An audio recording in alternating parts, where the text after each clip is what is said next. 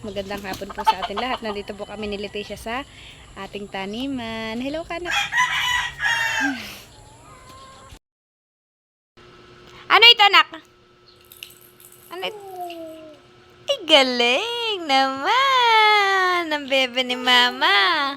Ay ano ito anak? Ay galing. Ay ano tong malaking ito? Ay, galing! Galing-galing na ang bebe ni mama. Ay, anak. Ay, high five. Pa. Ayan nga po, at yan na po kami ni Tilat magsasaing sa tungko.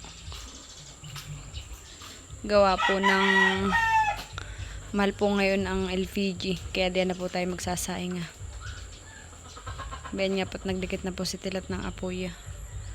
Si Tilat po kasi bigla ang galing po sa trabaho. Papa ba ito? Yan, tubigan ko na.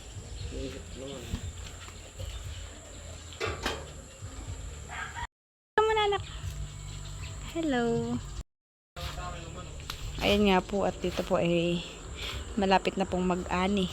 Uho po, hinog na po ang palay. Halos lahat po ay hinog na.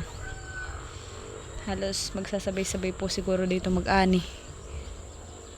Dito po sa isang hilerang ito. Kaganda po dito ng palay. Lapit na po ulit silang makatikim na bagong ani.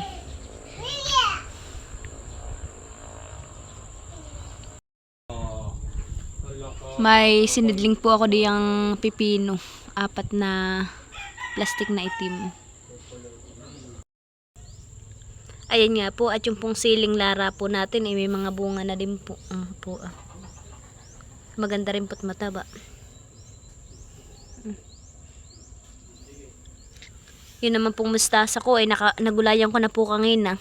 Ako po ay magluluto ng ginisang mustasa sa pritong isda. Yan po ang ulam namin ngayong panghapunan. Nakakuha na din po ako ng mustasa.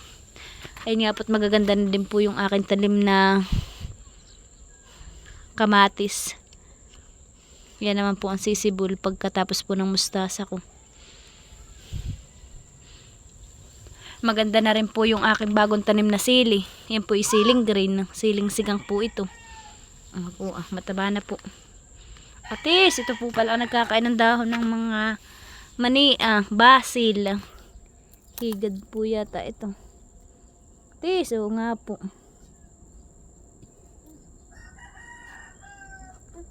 Halak anak, may uod. Tisa. Huwag ka dito ha. Yan po.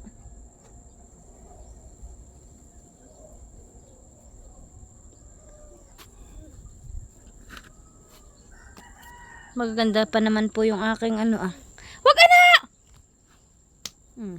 Papaloy ka kamay mo. Sige. Magaganda pa naman po yung aking mga manit. Bayan pa po Bayan pa po matataba po. Ito po yung maghapon ko po dinidilig. Kagaganda po. Ilang puno nga lang po. Po yung mustasa ko po dinadaanan po ng pusa. Ay napuputol yung aking dahon. Yung pong ginawa ni Tilat ay di blower. Bayan po yung blower na yan. Ang kanya naman pong pinakampadikitan ay bunot. Malingas po. Ayan nga po't pinalibutan po namin yan ng net. Gawa po ng kinakain po ng manok yung mga dahon. Nagtalim po natin.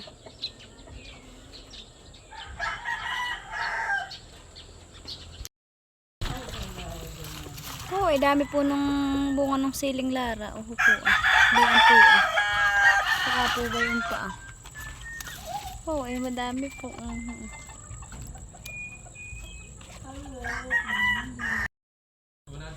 Ito naman po yung kauna-unahan po natin tanim na siling green. Yung siling sigang po. Maganda na po. Ito pa po namulaklak na po ba yun po. Ito po yung tira lang ng manok at kinain po yun ng manok. Mataba naman po yung aking ampalaya doon na ho. May talong din po ako diyan, tanim ba po, mataba po. May taba po yung mga talong ah. Malapit na pong mamulaklak. Po mataba din po yung sitaw. Mga minsan po may mga bunga na ito.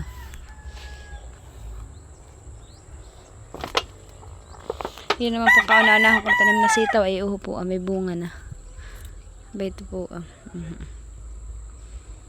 may mga bunga na po ba yun pa po Ako rin po dito ay may bunga na din po yung ampalaya natin.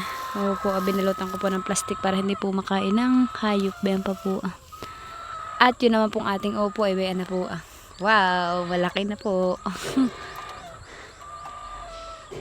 May mga buko pa nga po yan ay bayan po. Sana po magkaiga din po. Para tayo po makakatikim na ng sariwang upo. Ako po naglagay ng pagapangan ng sitaw ay po. Nagapang na po yung mga sitaw. Ito po ay may tanim na okra. Tinimnan ko po yung mga gilid-gilid ng okra. Yung po namang isa kong talong doon sa labas ay maganda na po. May bulaklak na din po.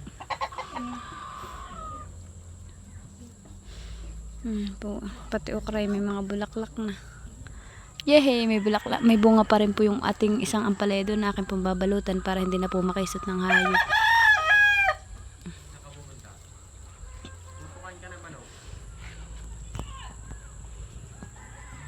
Nagtatawa po ako na sa upo. Malaki na po.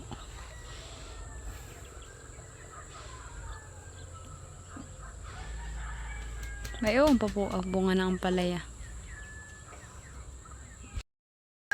Yun naman pong kay tilat na tanim ay po malapit na din pong bumalaklak yung kabay.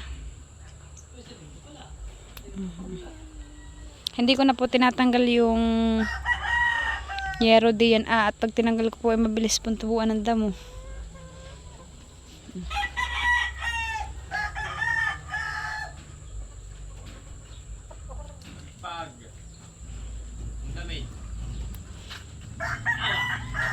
Yun po namang okra doon na hindi ko na po kinuha at gagawin ko pong binhi para po may pananim po ulit tayo.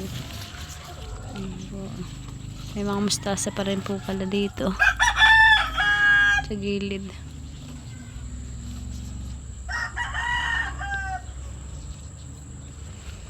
Ay, may mga bulaklak na po pala ito. Ano po, abay ang po kabay. Mamumunga na po pala ito. Po, pa po, mga bukong bulaklak. Tis ay kinakain po pala ito ng hayop din yung mga dahon. Ito po ay dinidilig ko din po ng ng mga pinagugasan po halimbawa ng bigas. Yan ko po ay dinidilig. Saka po halimbawa po naghugas ako ng isda. Yan ko po dinidilig sa mga talong.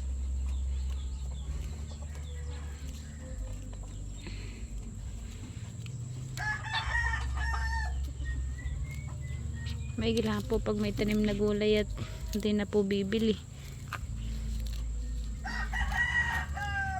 Ginagamasan ko na po yun at talagang mabilis pong tubuan ng damo. Sobrang bilis tumubo.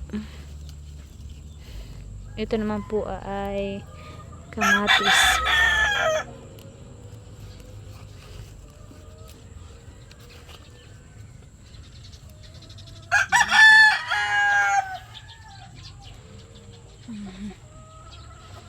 Kabay.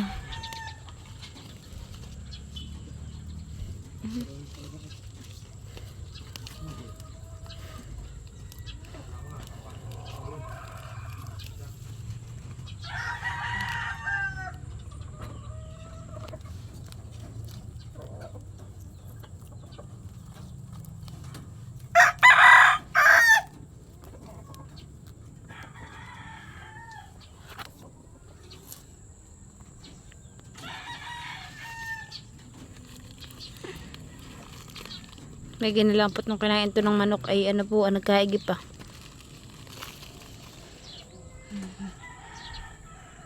Maganda po. Matataba. Pinagugasan lang po yan ng bigas. Ang akin po dinidilagay. Ay matataba po.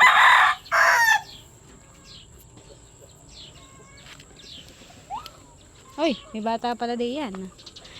Ito naman po ay kinain din po ng uhod. Tara na lang po yan. Wala ka din yan.